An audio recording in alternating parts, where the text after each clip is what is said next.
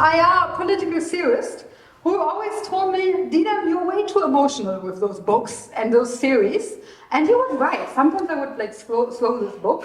But this book I didn't want to throw, although it doesn't have any sources. And at the end, when he's talking about the sources, he says, distance is for sure useful. But distance can also be the wrong feeling, because it can mean no passion. So welcome here today. This is a very passionate book. It doesn't have the sources, but at the same time then we feel very close to what you have written, at least I do. And I also wonder, like, and now we are going to elaborate later, how you don't get angry and sad writing this. Like, how were your feelings and so on. So you're going to start with some anecdotes. So we are eager to listen. Yeah. Okay, first, thanks a lot, Dinem. It's great to be here. It's a historical building. It's the building of the, of the communist movement in the DDR, in fact. And it's a real pleasure to be here. I hope the residue of some of those people rubs off on us today. Some of the mystica and magic. I want to just recognize some people. I want to recognize my friend Peter Mertens, who's the chairman of the Belgian Workers' Party. It's great to have Peter here. So thanks for coming. I want to recognize my comrade and friend Ghassan. Ghassan Komia is from the Moroccan Workers' Democratic Way Party. It's great to have you here. I also want to recognize my friends and partners from EFDDR, whose materials you can see at the back. It's an interesting project. We work closely at Tricontinental with them. Part of the project, seems to me, is to recover the authentic history of German Marxism. It's funny, but German Marxism, at least the theoretical sector, often does a wide detour around the DDR. It's like they start obviously with Marx and then go somewhere to maybe Adorno, but then there's a wide detour around what's happening in at least a third of the German territory, where there were great Marxists from whom I learned personally, including Ernst Bloch, who I think is one of the shining lights of the Marxist tradition. So our friends at EFDDR, in a way, are bringing the train, driving that 325-kilometer fast train right through the history of German Marxism by bringing the DDR back into the conversation. And I think, on the one hand, it's extremely brave to do that, because after 1990, it was hard to have that conversation. But I also think it's accurate. It's inaccurate to cast out that tradition of thinking that took place in this city, in fact, a long time ago. So, to EFDDR.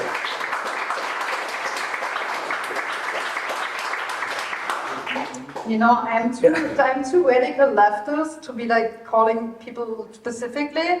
So now I want to say thank you to all of you for joining the fight, because everybody's needed. Yes, I agree. That was the last thing I was going to say. Thanks for everybody for coming. Okay.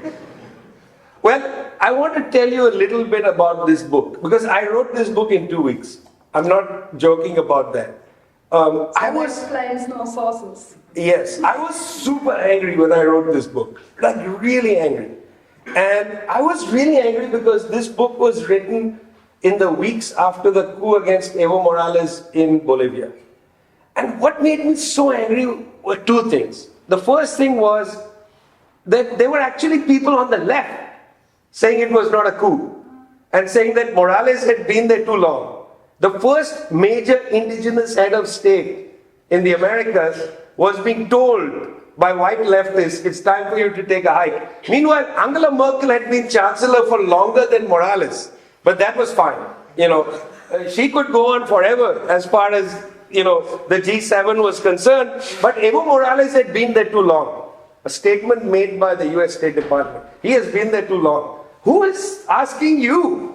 Like, isn't this the mandate of the Bolivian people? Like, who cares what the US State Department? That really angered me. I was really quite angry at that attitude of the left. Forget the New York Times and the Washington Post and so on. The left was making those arguments. So that was one really secondly, I was interested that a lot of young people online had simply no idea about the history of these coups and the overthrow of governments and, the ceaseless, punctual nature of the way in which the US government, on behalf of its allies in Europe and Japan and so on, overthrows governments. Like the history even of Guatemala or Iran, and more recently, 50th anniversary of the coup in Chile, where I live in Santiago, completely obscured. People have no clue about these things. And I was interested in that. Wow, we've done a really bad job as, people of the left, communicators, intellectuals, whatever, done a really bad job of reminding generation after generation of some of these things. There's a way in which you can write the same book for every generation, and we must. We must write the same book for every generation. So in that sense, there's nothing original in this book. It's written just for this generation. It's merely a recitation of things pretty well known. So I didn't have sources, not because of all of that, but because I didn't want the book to become expensive. That was the only reason. It's 100, we published it in India, 100 pages. It was sold for basically a price of a cup of coffee. And it sold a lot. And it's translated into a lot of languages because it's short. And therefore it's available. And also, I wanted to use this book to make a point. See, people say young people don't read. I completely disagree with that. Because young people are reading Facebook posts or Instagram posts, or they're reading all kinds of things. So why can't the form of the social media engagement enter the book? So each section of this book is really short.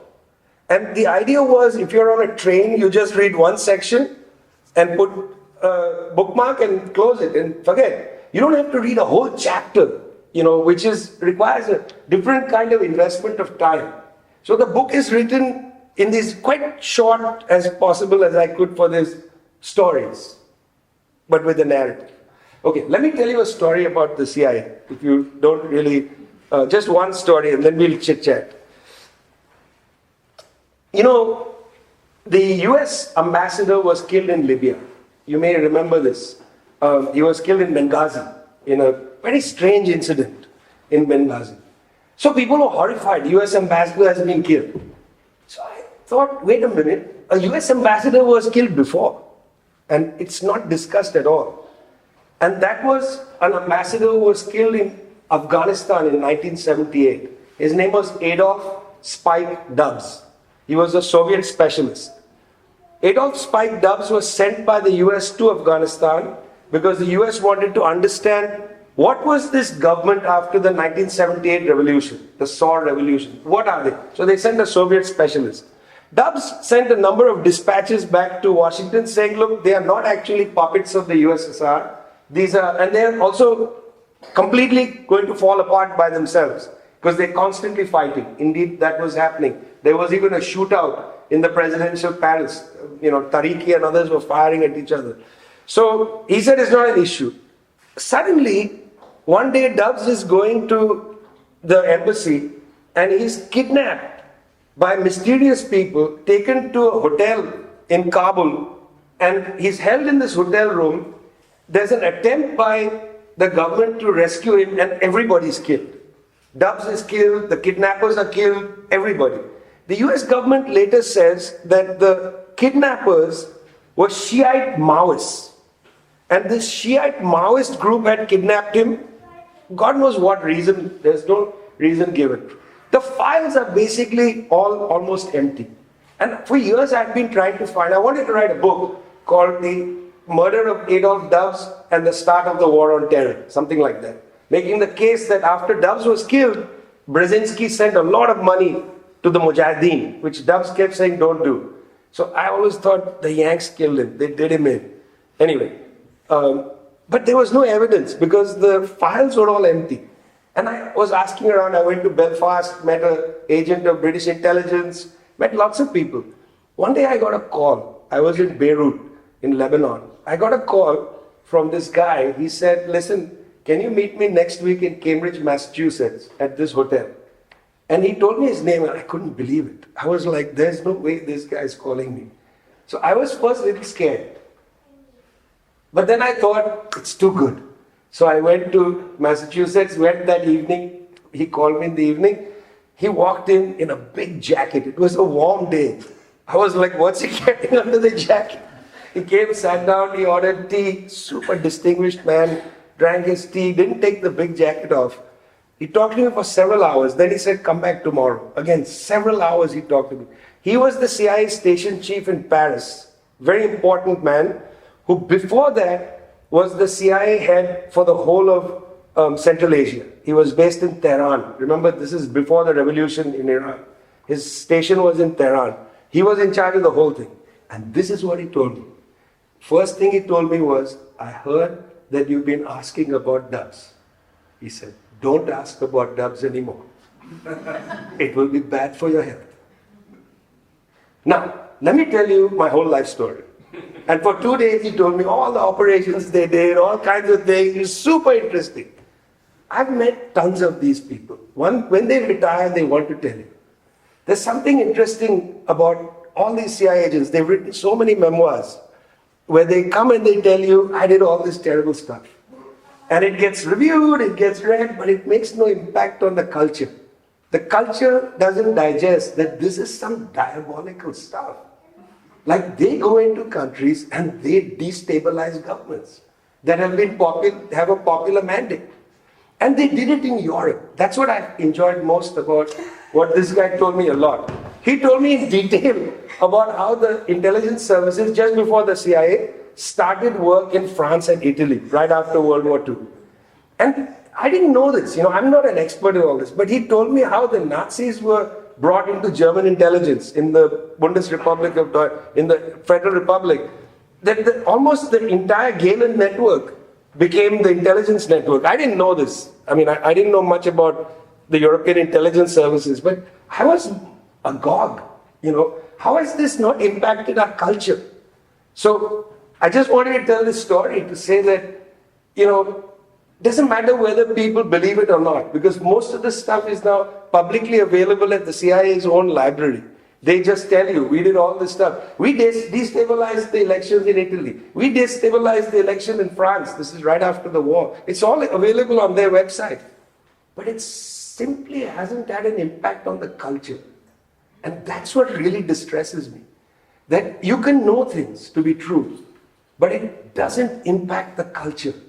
It's so interesting that till today, US interventions overseas don't delegitimize the people who organize them. Even today, well-meaning, sensitive people will say things like, Saddam Hussein was a butcher. Now, he may very well have been a butcher. In fact, let's just, for the hell of it, say he was a butcher. But Saddam Hussein didn't kill millions of Iraqis. That was the US illegal war in 2003.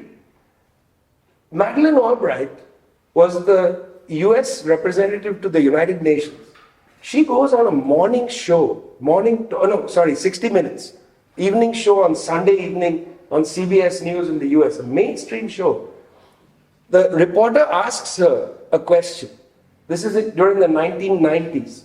She asks her on national television. She says, the UN has just released a report which says, as a consequence of US sanctions, 500,000, 500,000 Iraqi children have died.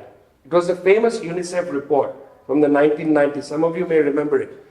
She asked the question, a very sincere question. The UN report says, 500,000 Iraqi children have died as a result of US sanctions.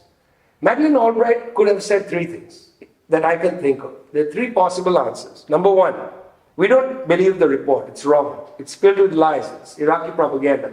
She could have said that. She didn't say that. Second thing she could have said is, it's terrible that 500,000 children are killed, but they're not because of US sanctions, they're because of Saddam Hussein, the Iraqi regime, whatever. She didn't even say that. She said the third thing. She said the death of 500,000 children is a price worth paying. She actually says that on US national television. And yet, the culture doesn't delegitimize her. The US State Department has just named a Young Women Leaders International Award for Madeleine Albright. The culture simply doesn't delegitimize them. The barbarian is always going to be the Arab or the Asian or it's always going to be over there. The West somehow, very cleverly, and this is part of the information warfare, I suppose, very cleverly is able to have us know all this information. US overthrew Mossadegh 53, US overthrew Arbenz 54, US invaded Dominican Republic 65, US overthrew Salvador Allende in 1973, US overthrew Mel Zelaya twice. Jean Bertrand Aristide in Haiti twice. He was couped twice. World record. The only person couped twice by the US. Jean Bertrand Aristide. Evo Morales, etc., etc. Castillo in Peru, blah, blah, blah, blah, blah. But it doesn't impact the culture. And that bewilders me. So this book is not just written to inform people, oh, this school, this school, this school, this school. This book is actually asking the question, how come this doesn't affect the culture? How come it doesn't enter into that level, the kind of subsoil level of thinking? I do actually exactly have that pointed out. You wrote at one point, the colonizer cannot be a terrorist ever, only the savage can be. And at the same time, a couple, probably 10, 20 pages earlier, you write about that the main contradiction is not between, in the Cold War, is not between East and West, but between North and South. So now you asked, why is that? Why do we not care about those things? And you said you were very happy to hear that Italy and France also this happened. I will offer, from those two things you said, I would think we don't care about it because it's the other. It's not us, right? It's something until January 6th. It's something that has, and I'm definite that the CIA was on the other side and not on the side of the rioters. So I feel like it is not something that makes us, I'm talking us, although I'm both the other and the white person. Is it something that has to do with, it doesn't affect us, it's in a sense far away, although we have a globalized world and everything is close, but we can put it away. It's a book of story tales. It doesn't, unless we are leftists, here we are all leftists, so it makes us very angry, at least me. I got very angry and sad and I have all this feeling, and you said you're carrying anger in this. So do you think it's a main division between us and the other? Because I was teaching today a class mainly from the Global South, and I was reminded of your book, and I already asked some questions about this, and I felt that they're way more on the side that this makes them angry.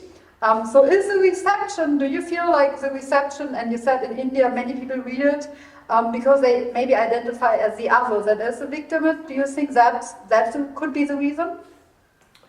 Yeah, I'm not sure. I'll say this, that yes, it's correct, the anger is correct. The book is also filled with poetry, because part of my feeling is that, I've never liked the term survivor.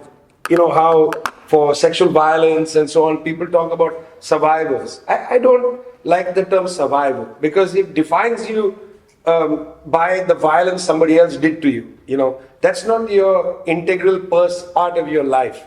Your dignity is not based on somebody else's brutality. Your dignity is your own, and people should not be defined by somebody else's actions. They must be defined by their own light, And it goes the same with countries. That, in a sense, I think this feeling of not caring comes from a deep sense. I'm talking now about the Atlantic countries. It comes from a deep history of a sense of superiority. I think it's as simple as that, you can cavalierly say that somebody has been the president for too long. They can go, cavalier.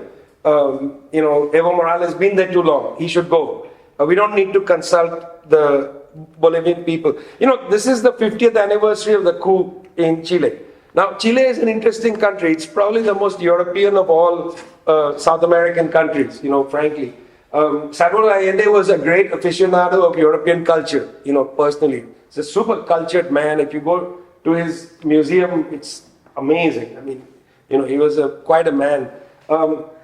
You should read the record which is available at the National Security Archive, which is a non-profit group in Washington. Just read how the US administration talked about the Allende government. It's extraordinary, you know, the way in which they felt entitled to say that because Allende was challenging US multinational copper companies, Allende simply didn't have the mandate to be the president. The mandate to be the president didn't come from the Chilean people. And I must say, Allende only won 34% of the vote to become president. It was a split mandate. But in the last congressional election before the coup, his group, Unidad Popular, got 44% of the vote. So they increased the vote share. That's a considerable achievement. But yet, his mandate comes through Washington. It's that attitude that I find stunning. I've been telling some people in a book I did earlier called The Border Nations, I wrote the history of the G7 in part of it. And I went to the Gerald Ford archive and looked at the transcript of the conversation of G7 leaders. I must say, Helmut Schmidt comes off really badly in that.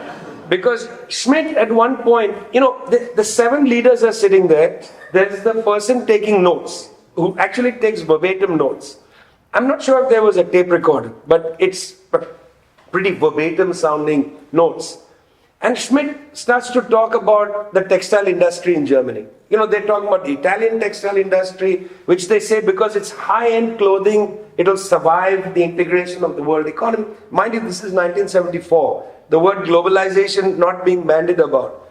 Helmut Schmidt says, look, the leader of the Textile Workers Union in Germany is a great friend of mine. That's how he starts this intervention. See the contempt they have for the people. Not just the people of the South, but the people. Here's what he says. The Textile Industry Union head is a great friend of mine, he says. And yet, that industry in Germany has to go. Then he says, of course the industry is competitive and could survive, but it still has to go. It's that contempt that these people have for the people, whether it's the people in Turkey or the people in Bolivia or even their own workers in their own countries. You know, people say, oh my God, that's a conspiracy theory. This was a conspiracy. 7 leaders of 7 industrialized countries were sitting around in France, in Rambouillet, at a palace, a palace of the ancient regime, sitting around in this palace. The British had used the bathroom as their office, big giant bathroom you can imagine in these palaces. And here they were talking about how their working classes are going to have to suffer because of the nature of integration. I mean, it's that contempt. So I actually don't think the other is always another country. It's their own working class as well. You will be happy then that I still teach Wallerstein world systems theory, which seems like to be very dusty, but it's still about center periphery, right? The colonizers can only colonize because there's local elites that also see themselves as elites. I was in Portugal, we were meeting different comrades from all over the world, and I was talking to the Angolan left leader. He was the president of Angolan Democratic Bloc Party, and he was asking me to do some cooperation with Germany, and he was asking me, what do Germans know about Angola? And I was like, and how can we do something? And I'm like, well, I'm afraid they might only know that this is in Africa. And then I was like, but I don't think we can make them care. They don't even, I honestly don't know how we can make people care. And then the other day, a couple of weeks ago, I met some leaders from Peru. And we were talking about cooperation again. And I was trying to get it, how can we make people to care? And see each other as people. And then fortunately they found this horrible company that exploits labels there that is selling some raspberries here. and blueberries, and I was like, oh, we can use this as angle. Maybe if we talk about the exploitation of those blueberry companies, we can actually get it to German news or something, like at least get it somewhere placed in the news. But when we do a solidarity declaration, nobody will care.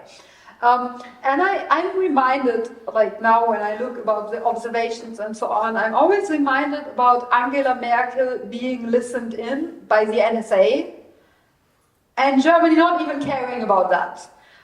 So this is why actually this kind of left me hopeless. And I wonder, like, you are not that much older than me, but you're still like doing this a little bit longer, let's say a decade. So how do you keep going? Like, I understand here you channeled your anger in a book, but how should we keep hope? Look, I mean, let's give some more examples first of the misery and then come back to that, because no, you know, you mentioned this thing about Angela Merkel and the spying, okay? I mean, I remember the debate in Germany about Huawei. This thing about Chinese may spy on you, but the Yanks already spied on you. But it's okay if the Yanks spy on you, because you have to worry about the yellow peril. You know, they may spy on you, must block them, but let the Yanks continue. It's not logical. The culture is not logical right now, in my opinion. I'll give you two quick examples of that and then I'll answer your question because they will lead to it. One is recently, dear old George W. Bush gave a speech. I don't know if you watched the clip of it. It was quite hilarious. He first said, there must be something about the illegal invasion of Iraq. Then he said, I mean Ukraine. And then he said, but Iraq also. And then he said, there's an advantage of being in my 70s.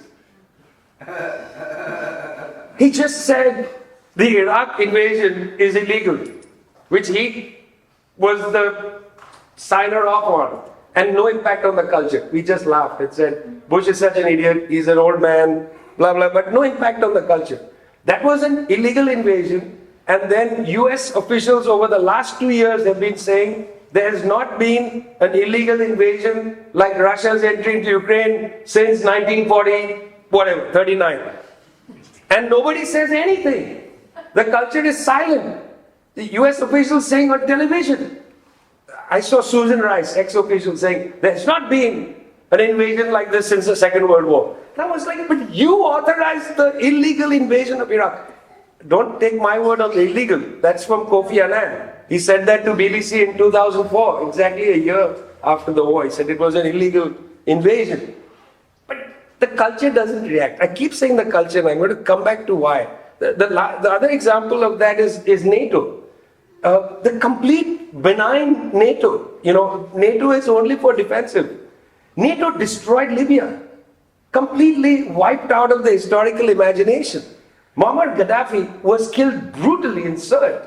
Wiped out of the historical imagination. Libya is still destroyed. I first went to that country in 1974. I reported the war a little bit, not as much as I wanted to. I wrote a book about it called Arab Spring, Libyan Winter. That war was nasty. And I'll never forget this. And that's why I want to give this example about the culture.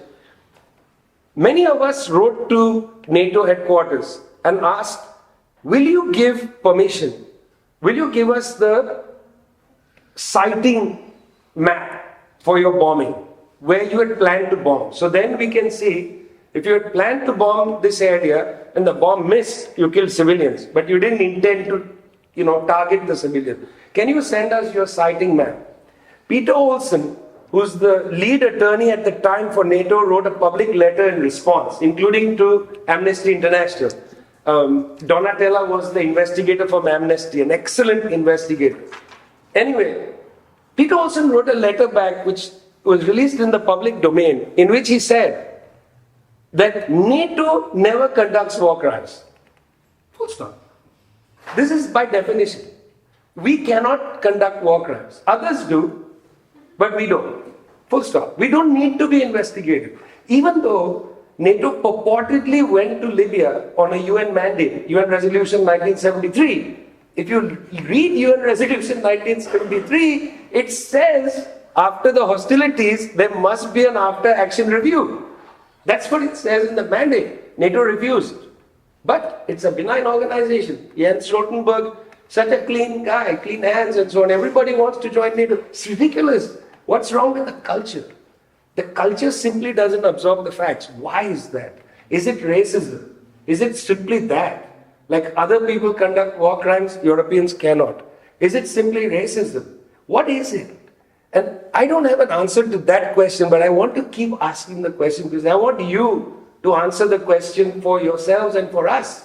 Like I want a public discussion on how is it that these facts are all known, but they don't impact the culture. Do you understand what I'm constantly repeating? Like how is it can't, there's got to be something blocking the actual absorption of these facts into a narrative. Something is blocking it. What is that? Is it merely racism? Is it the old habits of imperialism? What is preventing us from digesting it? So the reason I don't just go into desolation, although I am pretty depressive a lot, but the reason I don't go into desolation is I feel like this is the question I would like people to be asking. And I feel that this is the kind of conversation that should be asked. Like around the conflict in Ukraine, everybody suddenly becomes an expert on the conflict. You know, this town, that town, what's happening. People don't know anything. War zones don't know anything about anything.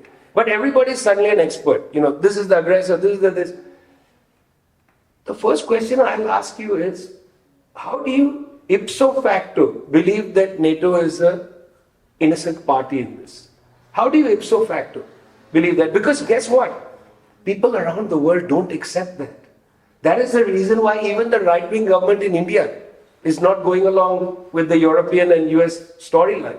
The right-wing government in India, the foreign minister, Jaishankar, was asked about how India might be invited to join NATO Plus. Okay, he was invited to NATO Plus. That means the baby, you know, the children's table at the Christmas party. You can't come to NATO, you can come to NATO Plus. Okay, that's what Macron wanted, BRICS Plus. All the BRICS will sit and Macron will sit in the baby table. Not anymore, I don't think. But he was asked this question, his answer is interesting. Mind you, it's a right-wing government in India. And he said, in India we don't accept the NATO template. That's the phrase he used. We don't accept the NATO template. So around the world, people are somehow, the cultures are beginning to size up to this. I met the people in South Africa. They are sizing up to this. They are like, no, look, guys, let's be frank, okay? We don't want to believe you anymore. We simply don't want to believe you anymore. Naledi Pandor, Foreign Minister of South Africa, sitting like you and I are sitting with Antony Blinken. And she looks him directly in the eye and says, you can't bully us anymore. Wow. Wow. So, no point being angry. Some parts of the world are cluing into the culture. The culture is cluing in. But somehow here, I don't see it. I'm a little bit afraid it's going to be too late. I work on climate change mainly. Yeah.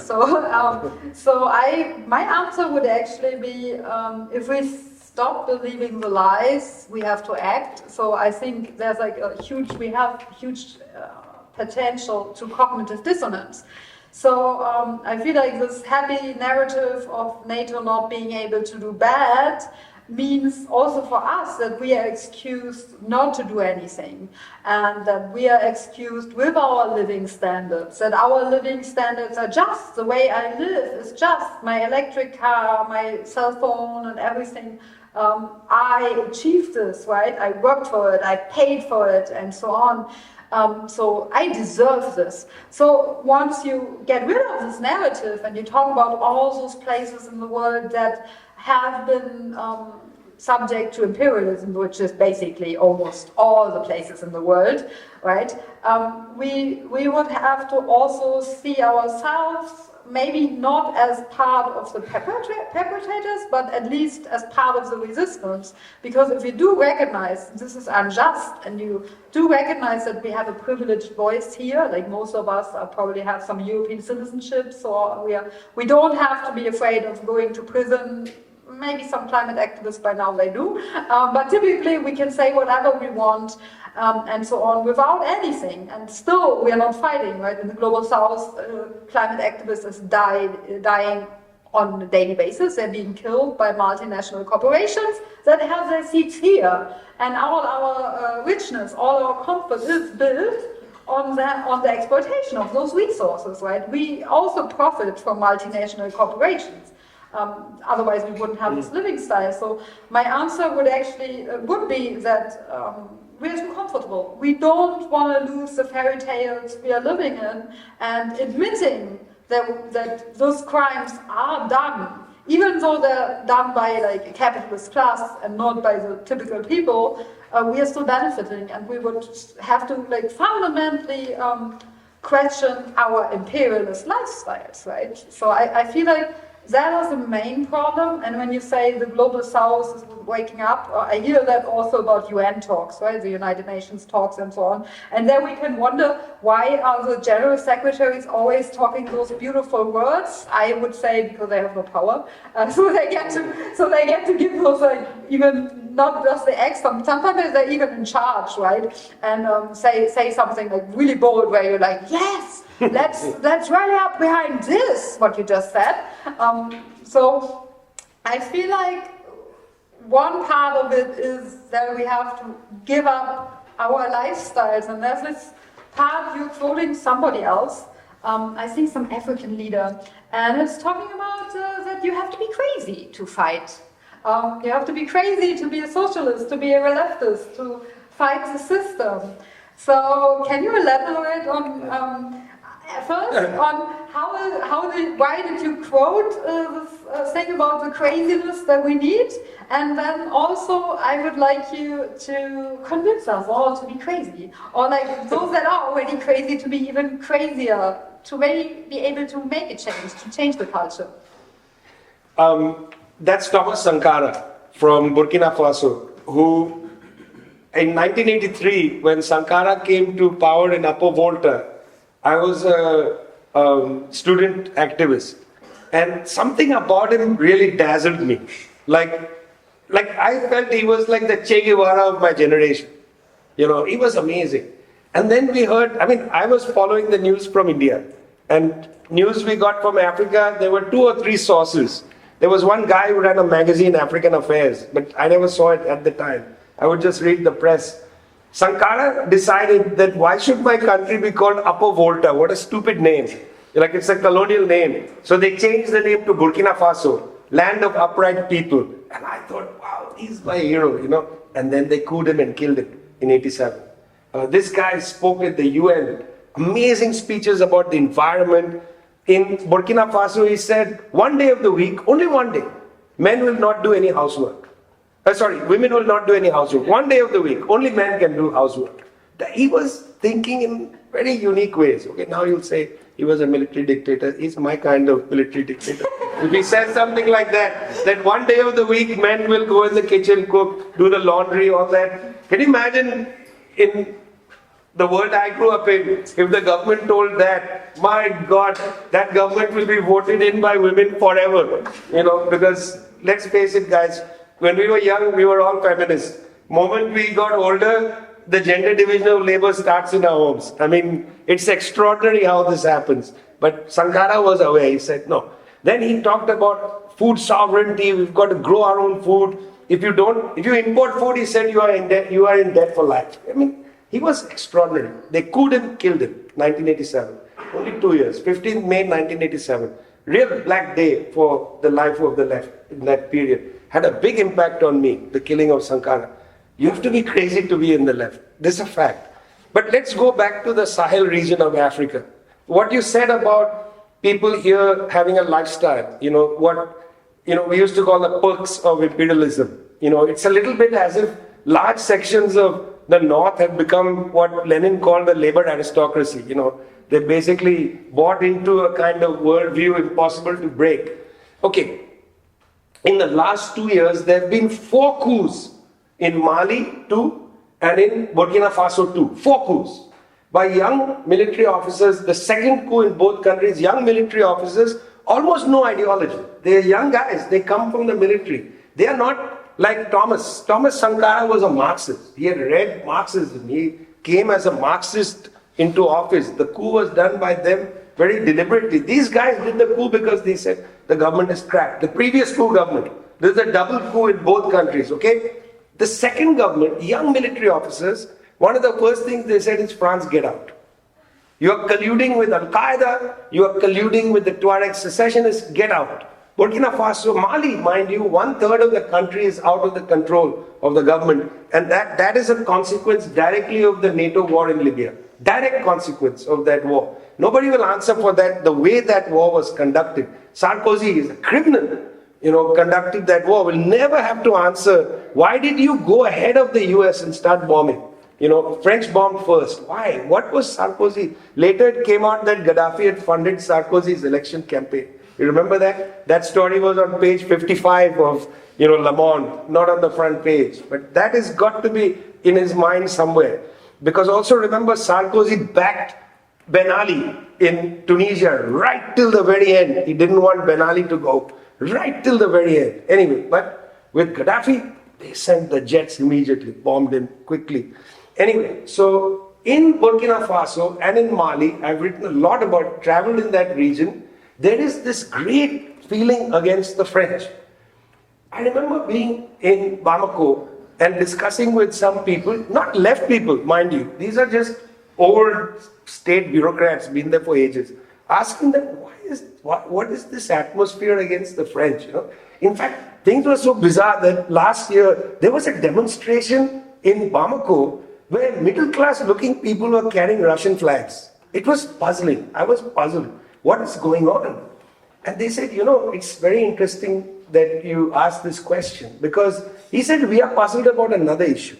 The Western media, including the French 24 and so on, keep talking about the Chinese colonization of Africa. Okay? There's a lot of news reporting coming into Africa of the Chinese coming in. The Chinese, by the way, have no military bases in Africa. Only one military base in Djibouti, a naval base, which is used as part of the UN piracy mission. But they don't have military base. And he said, you need to go, this one guy told me, you need to go again to Niger. Because you got to see in Niger, okay? So I had never been in that depth into Niger. I'd been to Sabha, Libya, and so on. Anyway, went to Agadez in Niger. Agadez, Niger is interesting, okay? Because the Yanks keep saying, be careful of these other people doing this and that in Africa. In Agadez, there is a drone base, a US drone base, which is the largest drone base in the world. It is enormous, goes on for miles. It's huge. All these signs, don't come near, whatever. That's not the real thing. Got in a car, went northeast of Agadez to a town called Arlit. Now, those who are veterans of the fight against the Iraq War will remember yellow cake uranium from Niger. You may remember that an accusation was made that Saddam Hussein was getting yellow cake uranium from Niger. A US State Department official went to investigate. He wrote a report saying this is not true. And then the Bush administration leaked that his wife, Valerie Plame, was a CIA agent. You may remember the story.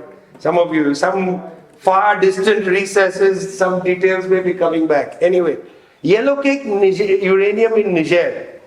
So, went to Arlit. You enter Arlit, there's a big sign, welcome to Arlit, but it's in French. You go in, it's completely garrisoned by the French military. It's like the French Foreign Legion, friends. It's at the edge of the Sahara. Super dusty area, that's northern Sahel belt, super dusty area. The French are all over the place in this town. Why? Because 1 in 3 light bulbs in France is powered by that town. 1 in 3 light bulbs in France is powered by the uranium from Arlit. That one town in Niger, completely garrisoned by the French military. Now, what you said is true. If France is thrown out of Niger, and Niger has the right to sell uranium to whoever, which they don't have. It's a captive market. It's a French company based on top of that mine. If they are removed and the Nigerian people get a better deal, the lights will go out in France. And you can see already there's anger in France. There's anger of the French people being mistreated. Imagine if the perquisites of French imperialism were denied further. 1 in 3 light bulbs. That's not a joke, guys. That's not like 10% of the electricity. That's 1/3 of the electricity comes from this one town in Niger. A town nobody knows about. Nobody seems to care. And that's the key. I'll tell you a quick story. I was at the COP meeting in Glasgow. Yeah. So I had gone, remember we had to go to Glasgow airport to get a COVID test. I took a train from here. Okay. No, but I wasn't flying. I had to just go to get the test there. That was the main testing. In front of me were about 7 or 8 US-based oil executives. But they were not all US people. There was an Indian guy there also. Anyway, I was in the queue behind them. And they were all talking and they were in the suits. And I was also in a suit, but with my COP thing. Francisca was in Glasgow with me at that time. One of the guys, It's true, you weren't wearing a suit. Yeah, one of the guys turned to me and he said, "What are you doing here?" So I started telling him about a story from Cabo Delgado, Mozambique, about natural gas find, French Total, about Exxon Mobil. The people were protesting because they were not getting a deal. Then they called themselves Al-Shabaab, which is like a bad branding idea. Don't use an Arabic name for your organization. Call your organization the Youth Committee for the Future. Don't It call... should have freedom and something. Yeah, Freedom Committee of Mozambique, not Al-Shabaab, which just means the youth, And then these idiots went and called themselves ISIS of Mozambique. But there was no ISIS there. I can inform you that these were ex-police officers, many of the fighters in that thing. There was no real sheikh or anything. They just were not well trained in the proper way of doing struggle. Political education was low in that region. Anyway, so I mentioned all this, and one of the guys, very sincere, very nice guys, they asked questions. One of the guys turned to me and said, he said, firstly, it's very interesting, blah, blah, blah. Then he said to me, everything you say is true. He said, I take your word for it, you look like a sincere person. Everything you say is true, but nobody cares. So I went back into the hall and I exploded in the thing, and that bloody video, 7 minutes long, watched now 400 million people. Why? Because I was angry. And I am generally never angry. But I can tell you, when the guy said, even if they know, they won't care, that tells you so much about the culture we live in. That he could say exactly what we've been talking about. We know that the US did this, that, and the other, but nobody cares. That is a remark about the culture, not a remark about knowledge or whatever. I'm a fan of anger. I feel like that's why I'm coming to the distance thing, right? I feel like these are things we should be genuinely angry about. Yeah. And you just said you're almost never angry, yet you already said that you wrote this book in anger. But I don't lose my temper. That's what I mean. I don't lose my temper. There's this German songwriter. Her name is Bettina Wegner, and she's talking about sadness, actually. And there's a song called "I'm Sad Anyway." I think it's from the 80s, something like that, early 80s. And she says, I'm sad, this is okay, the division of labor, other songwriters do something else. But I'm sad anyway, and that's okay, because if enough people are sad, we can be angry together and change something. So I feel this is a very Western idea of that anger is something bad. Right, and also like that, I would come back to this idea about savages, right? Those angry savages, like as soon as somebody's angry, like you're angry, don't talk to me like this. That already like is used as a delegitimization, right? We already use this against somebody, even if they're justified to be angry. We turn it like, oh, be more reasonable-headed, be more rational, and I'm kind of blaming Enlightenment on that. I never liked the whole Enlightenment philosophy because it's like, right, they're saying reason is on one side and emotion is on the other side. So the savages have emotions, they're unreasonable, but while we are the clear-headed ones with logic. And you said ISIS, and this reminded me of something, and I'm going back also to the question of sources. I had this recent interview with Der Spiegel, with somebody from Der Spiegel, and it was about Erdogan and Putin. So I said, for me, Erdogan and Putin, no difference except one is in NATO and the other one is not. And then I was talking about that there's lots of sources that show that Erdogan supported ISIS, right? And then we had this interview, and later he called me back and was like, we can't say this Erdogan supporting ISIS thing. The fact checker said you can't say it. So they weren't going to print it. And I'm like, but I insist that this is the case. I'm as a politician, not as a political scientist, so why don't I get to say what I want, right? And then I think it got weakened a little bit, it got printed, so I insisted on it. I had this before, I was insulting Erdogan, I wrote something like fuck Erdogan, which is not my most brilliant tweet, but yet I got this court document that told Twitter to delete this tweet. So I got this message by Twitter, please delete this tweet, otherwise we have problems with this Istanbul court. It was a long court document with other people's tweets, so I started following everybody else, right? It's a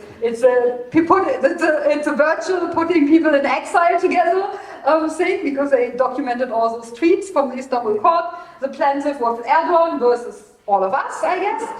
So I wrote back to Twitter, no, I'm not going to delete it, because I'm in this position, I'm in Germany and so on, I can use my privilege and say this.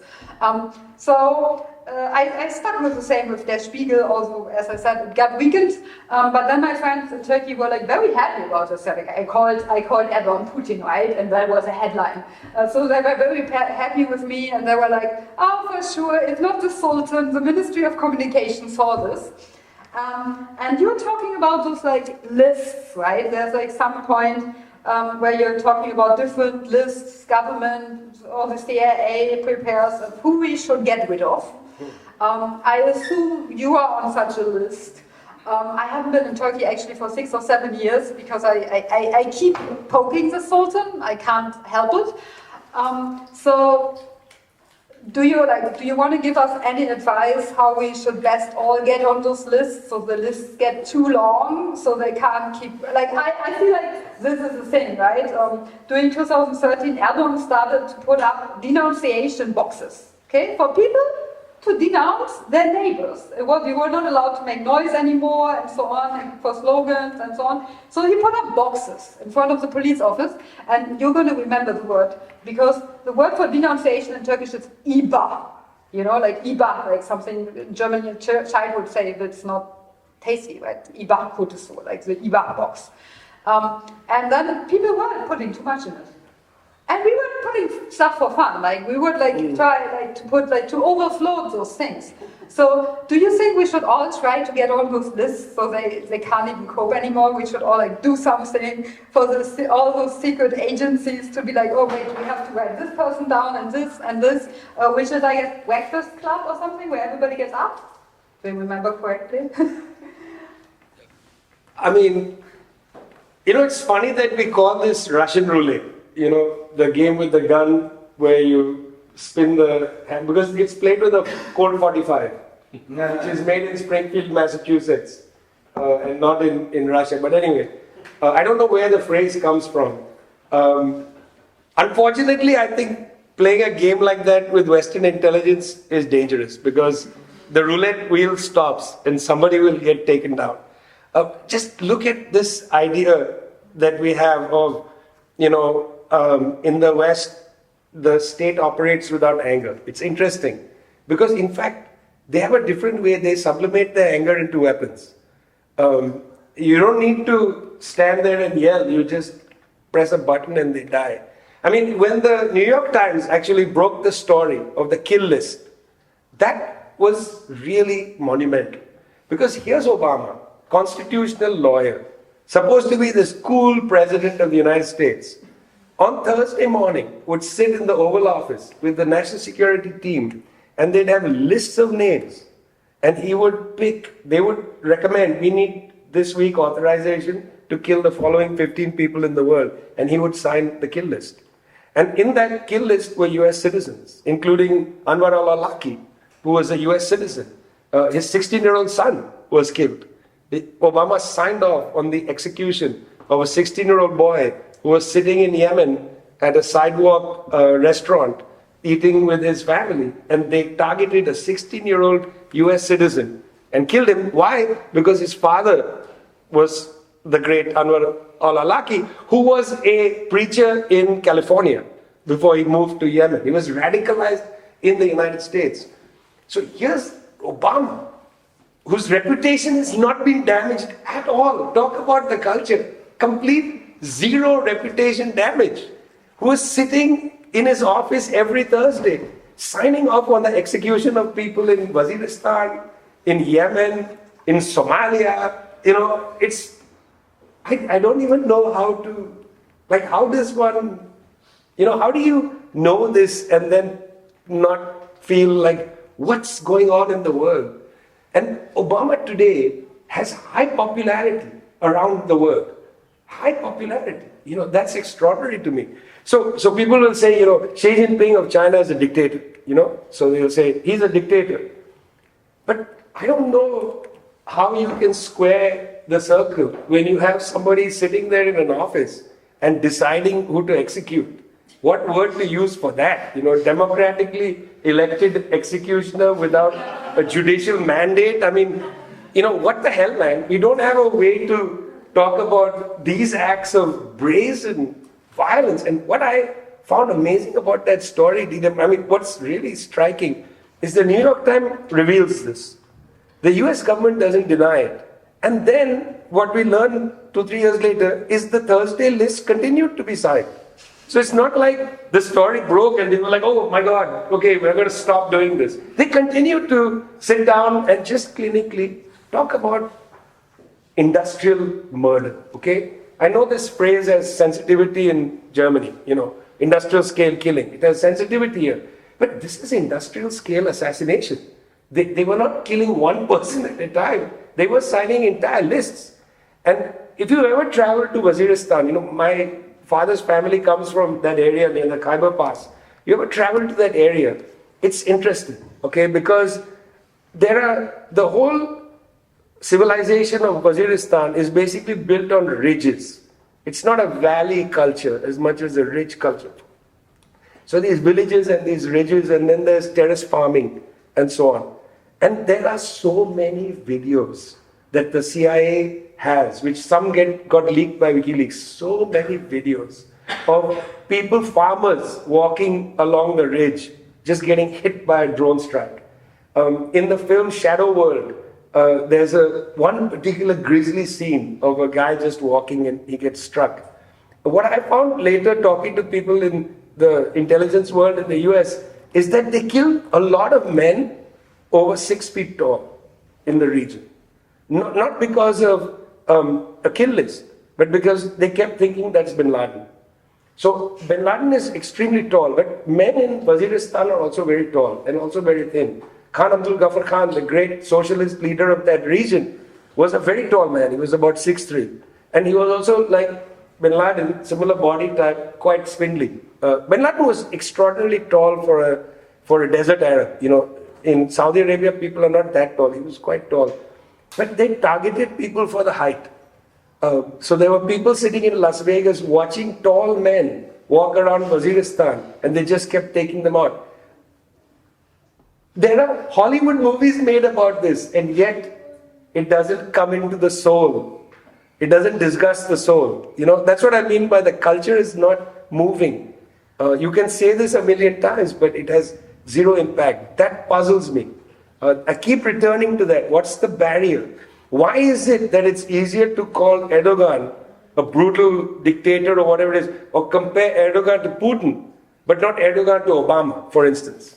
Why isn't our comparison go the other side of the Atlantic? We always compare this side. We always say, you're a barbarian like the other barbarian. But in Washington, there are no barbarians.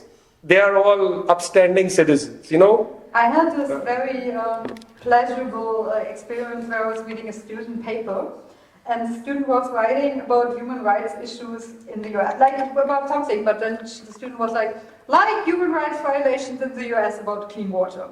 And she was from Morocco, and I was like, yes, she learned something in my class, right? Complaining about this. And in our party, we have we have people that now wrote articles about Christian Lindner, right, who is the finance minister, being one of the most dangerous people, which I think is wrong. We know what Christian Lindner wants. He's one of the most open books. He's not dangerous at all. I find, obviously his ideology is dangerous, and he's an actor who acts his ideology, but everything is in line. Everything he does is in line with the narrative. While I, by the way, also have a thing against Obama. I've always had. He also did like horrible things with like, there's this taxes for the rich cuts he put into place permanently, which Bush could have never done. Right? This is a whole thing about the supposed leftist candidate being able to be more destructive than anybody else because he has this charismatic face. And there, I don't know, maybe some of you are reminded of Slavoj Žižek being happy about Trump, because there would be somehow good possibility for leftist social movements to actually get up and form against something, while somebody like Obama, he's like so calming, and like for those people that don't want to struggle, he gives us this peaceful, good feeling. And I'm a big fan of Trevor Noah. I don't know who else is, of The Daily Show. But I'm very upset that he's a fan of Obama. Like every time I see them in an interview together, like I really struggle with this. Like having this really intellectual South African comedian being a fan of Obama, while I think Obama was one of the most dangerous men. Because he is so charismatic, right? He uses language so well. I think he like had more drone strikes than anybody else before, right? He was like really, he was the axis of evil, right? And which is also a brilliant way, right? The savages are the axis of evil, so we are the axis of good. Like the whole narrative that so I wonder. It's not even axis. Axis is a bad word. We are the allies. Yeah. The West is always the allies. The Axis, don't forget, is... So I wonder, how do we get to do the framing, right? Like, I have this also, like this, I marked this saying, how the US became, like, the one that is standing for human rights and liberalism and so on. So you said, yeah, like, people are waking up, nations are waking up to the struggle, and they're like, no, you're exploiting us. So I'm wondering if you like have thought about like how do we, and after you answer I'm going to give it to the audience, how do we change the narrative? Do you have any advice for us, like all political people and so on? How do we change, you call it culture, I call it narrative. How do we get to be like, get this like populism? How do we win at populism? I understand that as leftists, a lot of times we are like, oh, populism, something dirty, right? Which I think also the Enlightenment thinkers told us, that populism is dirty because it plays into emotions and so on. But do you have any advice? How do we become more populist? How do we take this book and not get totally depressed, but learn the lessons? I'm not saying to assassinate any American leaders or something. Let's not try to do coups and so on. But how do we take these lessons and put it into action for solidarity, for global justice, or maybe some kind of revolution? Yeah, so I took in a deep breath because there's a lot to say there. I actually find myself with a question like that stumbling a little bit, because I generally don't like to tell people what to do, because I feel that maybe you should figure it out yourself. One second, but let's think of it as a recipe. So you have this great recipe, everybody thinks this is very tasty. How do we do it? So it's more like giving us advice. Don't think of it as a command. Yeah, although commands are okay. I mean, I think that I'm also distressed by this disavowal of populism, because I think that's somebody else's framing. In the tradition of the left from which I come, we are very keen on the mass line. You know, where are the people? What are the people thinking? So for instance, take the Western way in which they've really absconded with ideas like human rights. They've stolen it from the world and corrupted it. Words like human rights, you know, dignity even has been corrupted by them. The very fact that the CIA can do an ad saying that, you know, I'm gay and I'm in the CIA, I'm an immigrant, I'm in the CIA. This was an ad they released, you know. I mean, what the hell is that, man? There's a US helicopter battalion, which is a gay helicopter battalion, which did a photo shoot where they painted the bomb with the rainbow color. I mean, you know, when the bomb lands on Iraq or wherever, it's going to be the same bomb. It's not a happy bomb or or a human rights bomb or whatever. It's still a same nasty bomb. There's a way in which they've taken these things from us. And we have a hard time taking the language back. So if you look at the term human rights, it's bizarre because here is the continent of Africa, 54 countries. During the pandemic, a lot of Western bondholders, particularly based in Europe, refused to downgrade or give a haircut to loans taken by African countries. So 27 of 54 African countries during the pandemic paid more in debt servicing payments to European banks than they did on their healthcare. Forget the vaccine apartheid and all that. There was some conversation about vaccine apartheid and so on. There was no conversation about the bondholders taking their debt servicing during the pandemic. Almost no conversation. So human rights then becomes this abstraction which is meaningless to people on the ground.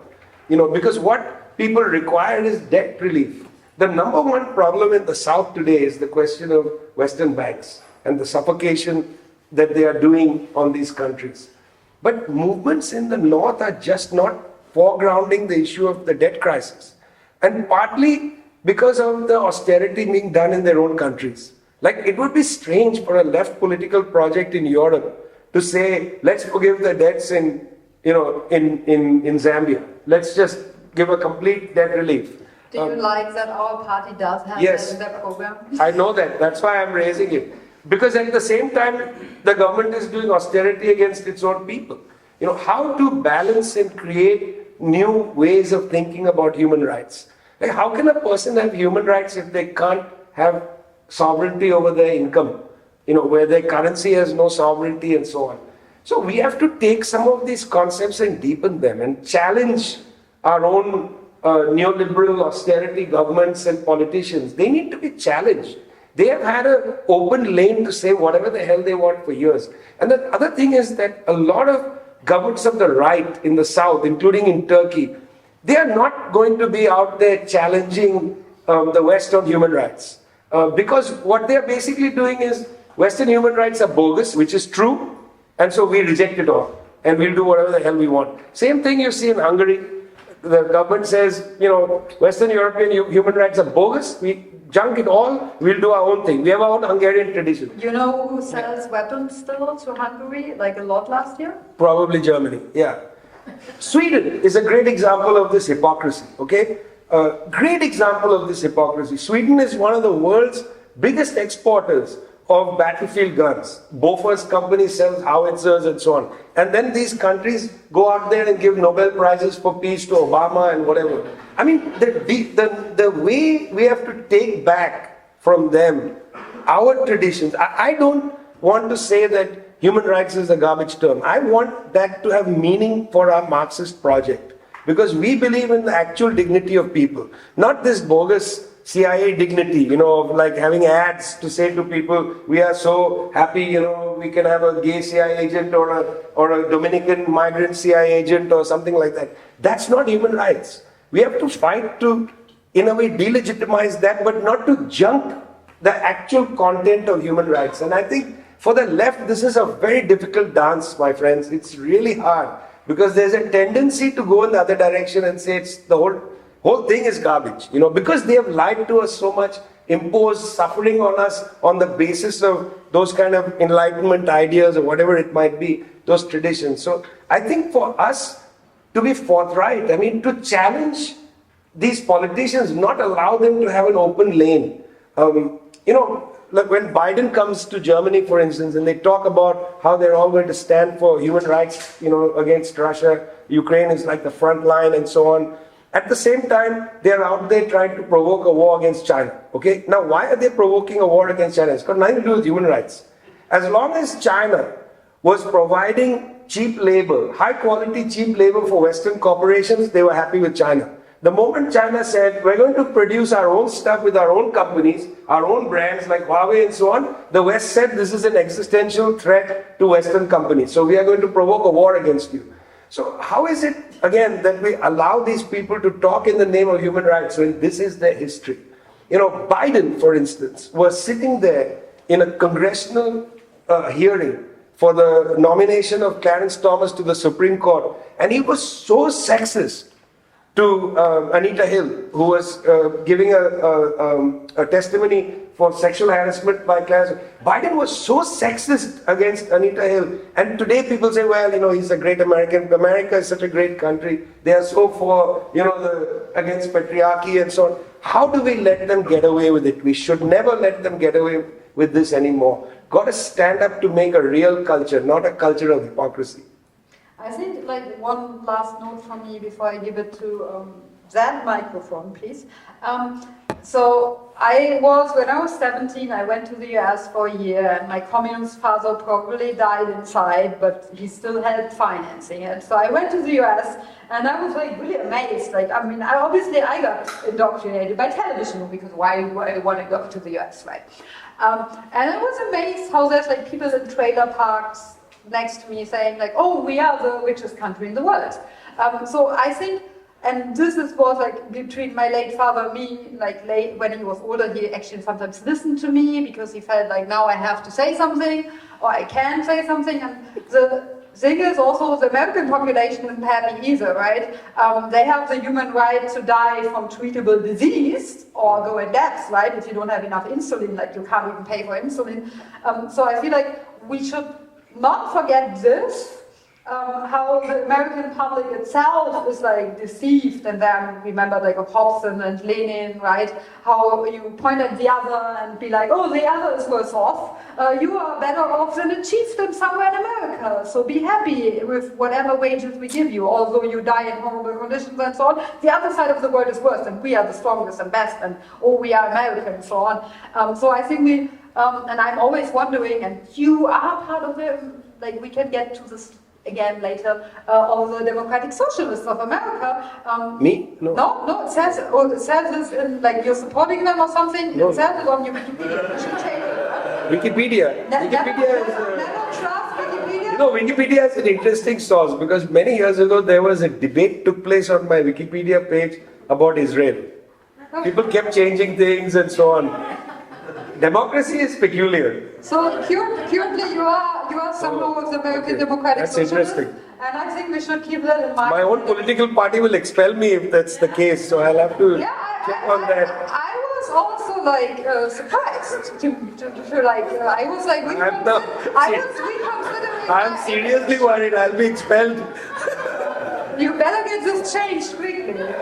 Thank you for this Please. wonderful discussion. Thank you.